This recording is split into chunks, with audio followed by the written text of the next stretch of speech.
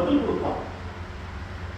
ஆனா நம்மளுக்கு துன்பங்கள் வரும், துயரங்கள் வரும். விசுவாசியா இருக்கும்போது பார்த்தீங்கன்னா துன்பங்கள் வரும், துயரங்கள் வரும், கஷ்டங்கள் வரும், எல்லாமே வரும்.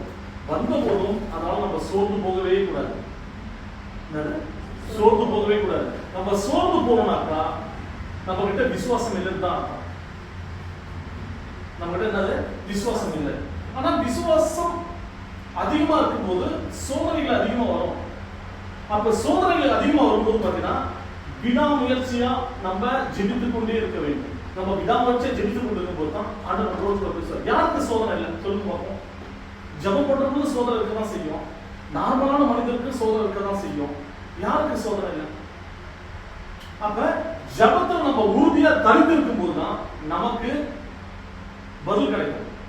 அப்ப ஜெபத்துல உறுதியா தரித்து இருக்கும் போது பார்த்தீங்கன்னா சில காலங்கள் ஆகலாம், தேவன் உடனடியா பதில் கொடுக்காம இருக்கலாம், சில காலங்கள் ஆகலாம்.